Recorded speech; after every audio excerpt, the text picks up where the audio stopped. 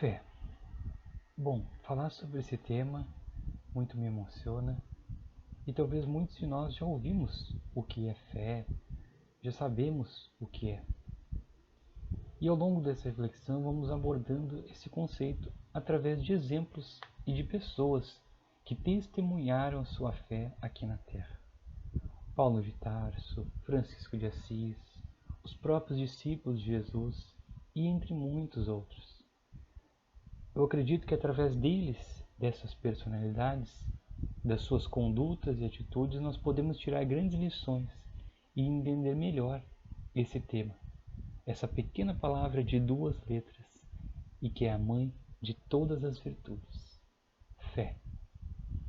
Vamos começar pelo precursor do cristianismo na Terra, o homem que se transformou em uma verdadeira carta viva do Evangelho, passando por diversas cidades, fundando diversos centros e grupos para estudo dos ensinos do Cristo.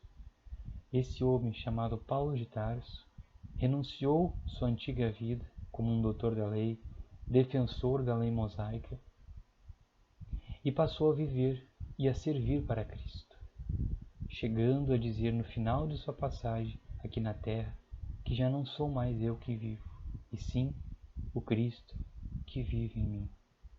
Um verdadeiro testemunho de fé e coragem, pois abriu mão de tudo o que tinha conquistado para servir a Jesus. Não foi uma tarefa fácil se converter, deixar suas crenças antigas de lado. Tantas pessoas o criticaram, tantas pessoas o condenaram de loucura, mas ele persistiu, pois confiava em Cristo.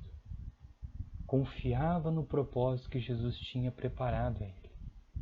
E aí que entra a palavra-chave: confiar. Muitas vezes a fé é confundida com esperança de que vai dar certo, vai dar tudo certo, mas fé é muito mais que isso. Fé é ter certeza do que vai acontecer, confiar naquilo. Pois quando eu acredito, eu posso num dia acreditar, no outro já não mais.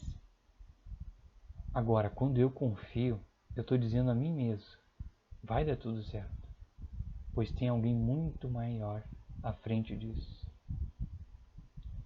Minha mãe uma vez me disse uma frase que eu levo para a minha vida toda e compartilho com vocês, que diz assim: se estamos preocupados com alguma coisa, é porque não entregamos 100% nas mãos de Deus.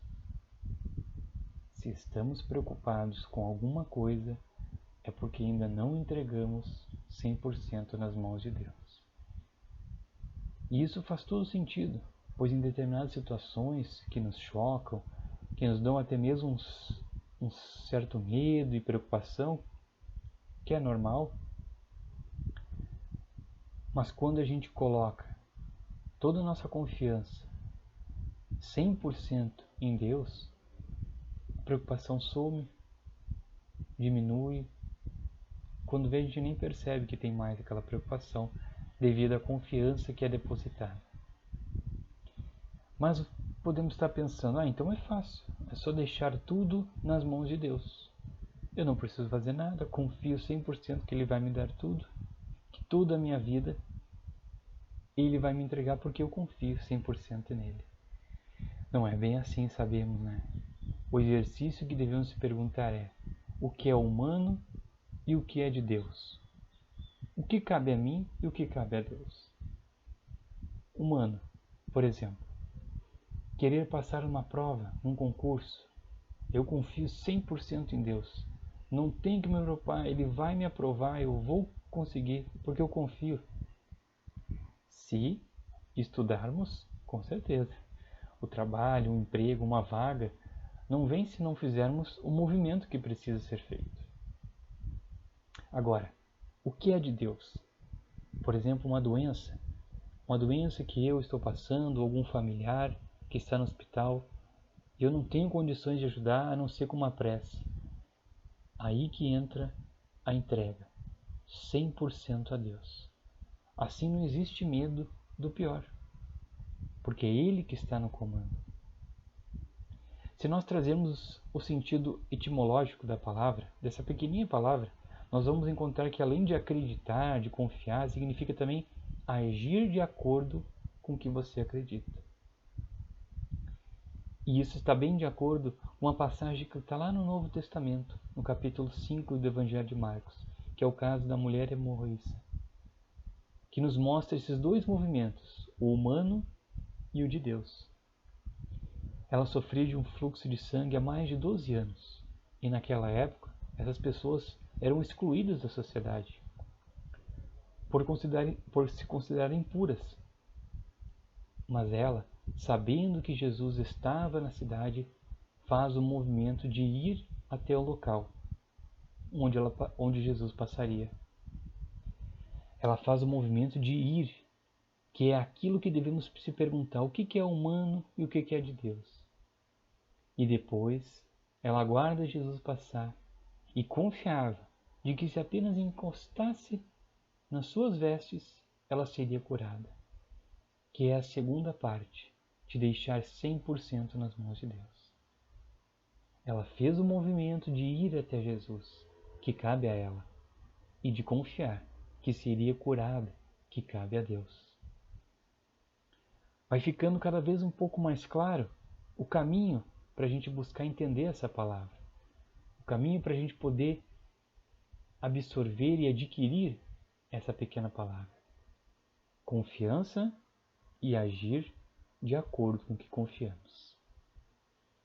Vamos pensar numa cozinheira de bolos, que há mais de 30 anos fabrica bolos em sua loja. Há mais de 30 anos ela faz o bolo igual, com a mesma receita.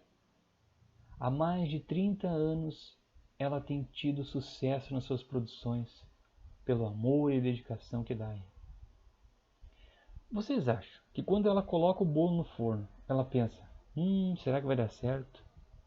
Será que vai crescer? Será que não vai embatumar? Será mesmo que ela tem essa preocupação depois de 30 anos fazendo a mesma receita? Não, né? E por que não? Porque ela sabe como fazer. Já sabe o que faz para não errar. Ela tem a experiência. Ela acredita porque tem certeza. E tem certeza porque compreendeu como faz o bolo. Isso está lá no Evangelho. A criatura acredita porque tem certeza. E tem certeza porque compreendeu como é o processo. E trazendo para nós: quanto mais nós soubermos de algo, exercitar a mesma prática por várias e várias vezes, chega um ponto que a gente faz de olho fechado, não é mesmo? A mesma coisa são com os nossos sentimentos e virtudes. Quanto mais exercitarmos a prática do perdão, mais vai ser fácil de perdoar. Quanto mais exercitar a prática da caridade, mais vai ser fácil ser caridoso, desapegar da matéria. E trazendo para esse nosso tema, que é a fé. Será que quanto mais eu confiar em Deus, mais deixar Ele agir, será que não vai ser mais fácil deixar as minhas preocupações e medos nas mãos dele? Mais fácil vai ser eu superar aquele ou aquilo, aquele obstáculo. Quando chegar uma situação, quando eu estiver de frente a algo que eu não sei como fazer, quando eu estiver num momento da vida que não depende mais de mim, já esgotei todas as minhas possibilidades, mais fácil vai ser os meus pensamentos e voltar a dizer: Pai, eu confio em Ti, está contigo e eu não abro mão. Essa situação não tem como eu resolver. Eu preciso da sua ajuda. Eu confio que o melhor para mim vai acontecer. Então, aí está um pequeno roteiro, uma pequena dica que nós podemos exercitar no dia a dia. Quanto mais bolo nós fizermos, mais vamos fazer de olhos fechados. Quanto mais confiarmos em Deus, mais os nossos problemas e preocupações serão diminuídos. Quanto maior a entrega a Deus, mais vai ser a confiança nele. Se nós formos lembrar dos primeiros cristãos que entraram nas arenas cantando ossonas, sendo que estavam prestes a serem devorados pelas feras, ou seja, eles tinham a confiança, eles tinham a certeza da continuidade da vida, de que Jesus era por eles. E isso é um exemplo claro de confiança que eles tinham. Eram espíritos, sim, que já tinham uma bagagem de outras vidas. Mas o que mais chama a atenção desses cristãos não eram os dogmas que eles pregavam, e sim o exemplo vivo de fé. Ir para uma arena com leões cantando, felizes, é um exemplo de uma fé sólida, uma fé já consolidada, construída sobre a rocha. E é isso que nós podemos trazer para os dias de hoje. Já que não temos leões e arenas, nós podemos pensar: como é que eu posso exercer a minha fé confiando 100% em Deus? No meu âmbito profissional, no âmbito pessoal. Nós podemos também pensar diante de uma doença. É claro que quando tem alguém doente ou eu estou doente, nós ficamos um pouco com o pé atrás, com uma certa preocupação. Mas não se abalar, não se desestruturar, é bem diferente. Se você está passando por um momento de desemprego, onde o momento não tem o trabalho, não se desestruturar, aborrecer. Se você sabe que você é capaz, se você sabe que tem recursos para conseguir o novo. É claro que um pouco da tristeza da doença, do desemprego, é normal. Mas o que diferencia é a fé sólida. Quando eu tenho uma fé sólida, isso não me desmorona. Isso não me desestrutura. Diante de alguma perda importante, um bem material ou alguém querido, quando a gente tem essas raízes fortes naquilo que acredita e confia, isso não nos abala. A tristeza pode até sim vir, mas a gente não se desestrutura. E é por isso que vemos em alguns uma fé tão grande, em outros que ainda precisa ser construída. Isso é um sinal de assimilação das verdades espirituais. E isso ocorre por diversas reencarnações que temos que enfrentar e que já enfrentamos. E agora nós podemos se perguntar: já entendi um pouco sobre a fé, como posso construir. E agora, como é que o Espiritismo pode me ajudar a compreender? Como é que o Espiritismo pode nos ajudar a entender o que ele nos traz que nos deixa mais confortável e nos deixa com um consolo sobre esse tema? Primeiramente, se nós entendermos que somos espíritos, eu, você, todos nós somos espíritos, e que nesse exato momento estamos vestidos por um corpo que nos ajuda, sem a se manifestar, a fazer as atividades, e que esse espírito não morre, só o corpo, nós já temos um ponto de início para compreender a fé, ou seja, que é a certeza da continuidade. Se eu não tenho esse pensamento de que eu vou ver só essa vida, a fé já é um pouco diferente. Agora, quando eu tenho a certeza da fé futura, da continuidade da vida, é uma fé muito mais sólida. Se eu morrer amanhã, eu vou voltar novamente para continuar evoluindo. Então, o primeiro ponto que o Espiritismo nos ajuda é isso: entender a fé no futuro, de que tem algo muito maior e melhor do que aqui na Terra, que é o mundo espiritual, a nossa verdadeira casa.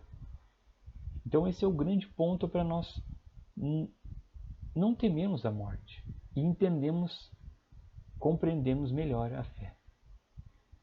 A gente sabe que a morte não tira a dor, não nos tira a dor do sofrimento, da saudade, isso não, independente da religião, mas ela nos tira o desespero.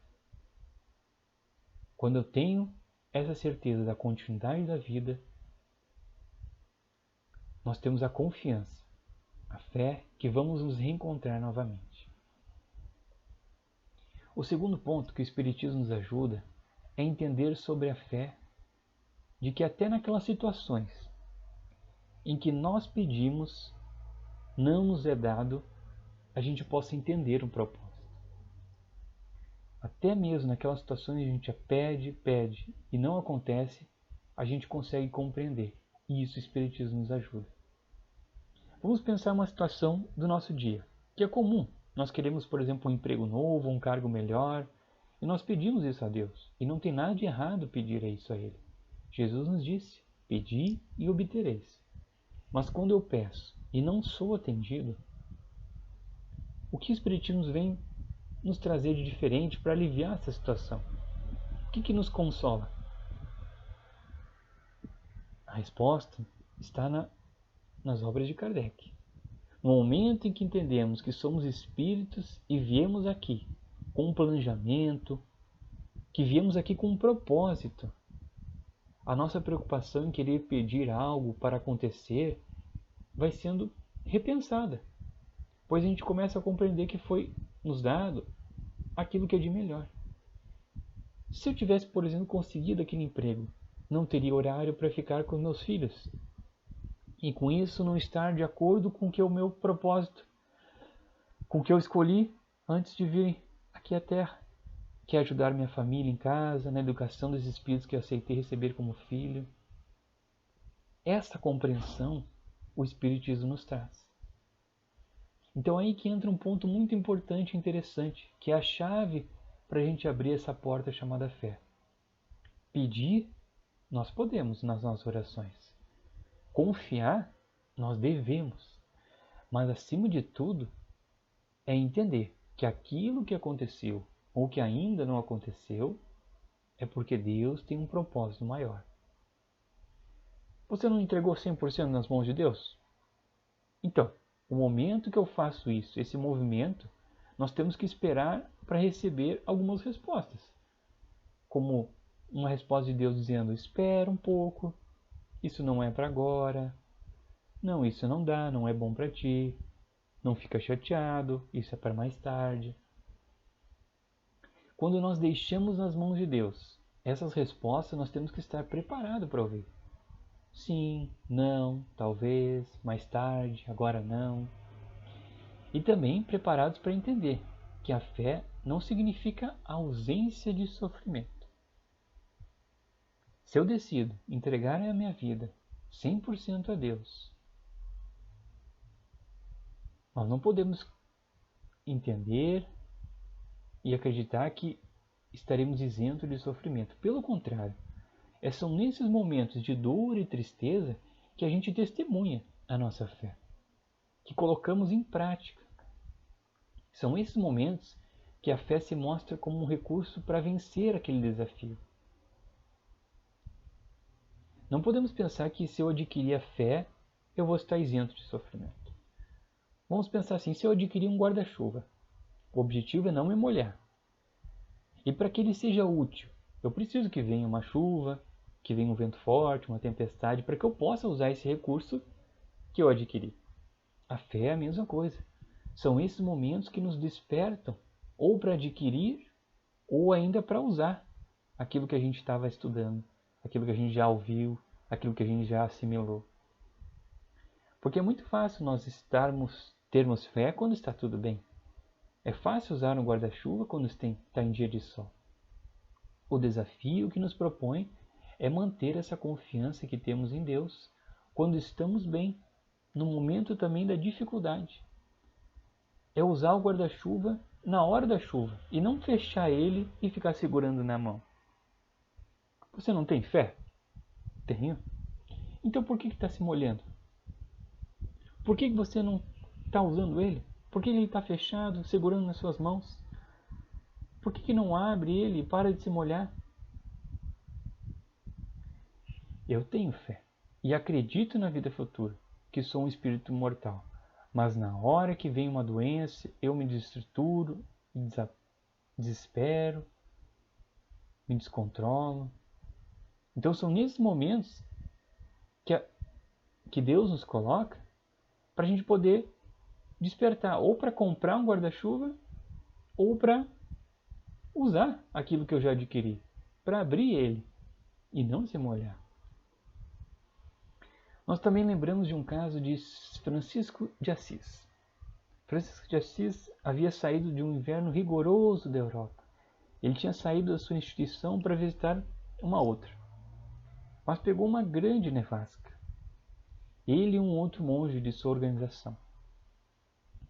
E quando eles chegaram, de uma caminhada longa, já quase congelados, às portas de um mosteiro, o seu companheiro bate na porta e eles, ansioso para que eles abrissem e oferecessem um caldo quente para se esquentar, uma lareira, a pessoa abre a janelinha e diz: quem é? E o monge que estava acompanhando Francisco diz: Francisco, é Francisco, irmão Francisco. O monge olha e diz: que Francisco, o quê? Nessa hora, o companheiro de Francisco de Assis começa a chorar desesperado. Quando ele olha para Francisco, ele está pulando, sorrindo, feliz, cantando, brincando com a neve. O monge que acompanha deve ter pensado: tem alguma coisa errada. E perguntou: Pai Francisco, por que o senhor está tão alegre? Nós vamos morrer, o senhor não percebeu, nós estamos agora perdidos. Isso é o fim. E Francisco olhou para ele feliz e disse: meu filho, eu esperei tanto, tanto por esse momento, a minha vida inteira. Para morrer? Não. É exatamente o que eu queria. Agora, em que nenhum homem pode nos ajudar, nós estamos 100% nas mãos de Deus. E esse é um exemplo de alto grau de experiência e confiança com a fé em Deus.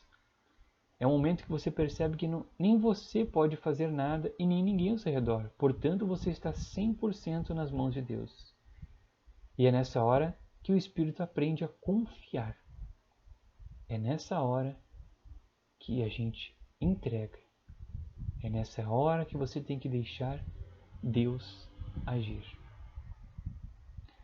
O fato de estarmos aqui estudando, querendo se melhorar, são ferramentas que nos ajudam para esse momento da entrega.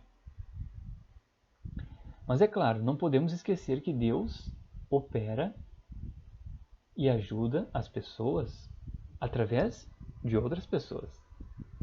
É preciso estarmos atentos aos sinais que Ele nos envia quando a gente deixa Ele nos guiar. Por exemplo, tem um caso em que o homem ficou ilhado em sua casa depois que choveu muito e o rio subiu às margens da cidade. Veio um carro de bombeiro para ajudar e ele disse: não precisa, Deus vai me tirar daqui. O rio foi subindo, veio um barco de resgate e ele disse a mesma coisa: não precisa, Deus vai me tirar daqui. Até que por último, quando a água já estava batendo no peito, chegou um helicóptero para tirar ele dali. E ele disse: não precisa, Deus vai me salvar. Até que não tinha como mais e ele morreu afogado. Chegando ao mundo espiritual, ele questionou a Deus: você não ia me ajudar? Você podia ter me salvado. E Deus disse: mas meu filho, eu mandei um caminhão de bombeiro, um barco e um helicóptero. Então, é preciso estarmos atentos ao que Deus reserva por nós. Ele faz a parte dele. E tem uma hora que precisamos dar o passo a mais. Por isso que o Espírito Meimei editou a Chico Xavier um seguinte poema. E repare no título: Confia sempre. O verbo usado é fé, confia. Confia sempre. E diz assim: não percas a tua fé entre as sombras do mundo. Porque nós vivemos em um mundo em que a maioria das pessoas não tem um relacionamento com Deus.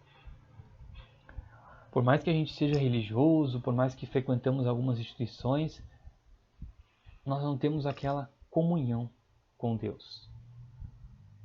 E esse relacionamento, essa comunhão, Jesus nos diz que é em silêncio. Entre no teu aposento íntimo e ore em segredo. Hoje estamos aqui para recolher a lição, para estabelecer, mas estabelecer a comunhão é no silêncio dos vossos pensamentos, no silêncio e em segredo do seu aposento. A comunhão se estabelece assim, você e Deus. E continua o poema. Não percas tua fé entre as sombras do mundo, ainda que teus pés estejam sangrando. Segue adiante, erguendo a fé por luz celeste acima de ti mesmo. Porque a fé é como um sol, você não precisa tocar nela. A fé não é palpável. É um sol que nos ilumina. É uma luz, guia, aquece diante das sombras. Crê e trabalha. Crê e trabalha. Esforça-te no bem e espera com paciência. Espera com paciência. Por quê? Porque Deus se manifesta através das pessoas, como a gente tinha dito antes, que cruzam o nosso caminho. Emmanuel nos responde dizendo que Deus nos responde através das circunstâncias. E acredite, elas são inusitadas. Quanto menos esperamos, ele se manifesta baixinho. Ele é silencioso e age de maneira delicada, que às vezes você acha que acreditar que não foi ele. Então, quando está se encaixando, tudo na minha vida está dando certo, desconfia. É Deus que está juntando as peças do teu quebra-cabeça. Não conseguindo nos prever dos corações que Deus coloca no nosso caminho. Por exemplo, quando um neto chega, amigos, filhos, você acha que é o netinho ou a netinha que mudou? Mas não. É Deus que está arquitetando a sua vida, que você confiou. E o poema continua. Tudo passa e tudo se renova na terra. Mas o que vem de Deus, o que vem do céu, permanecerá. Não podemos esperar estabilidade ou segurança aqui na terra, aqui no mundo material. O nosso planeta está em constante renovação, inclusive o nosso corpo físico, que chega uma hora que nós temos que sair dele. Então tudo está em renovação, mas só o que vem do céu permanecerá. De todos os infelizes, os mais desditosos são os que perderam a confiança em Deus e em si mesmo. Confiança em Deus e em si mesmo. Pois lembre, é um relacionamento. E não é um relacionamento saudável quando não tem confiança em si mesmo e no outro. Nós precisamos dar um voto de confiança em si e no outro. E com Deus também. E o poema continua. De todos os infelizes, os mais desditosos são os que perderam a confiança em Deus e em si mesmo, porque o maior infortúnio é sofrer a privação da fé e prosseguir vivendo.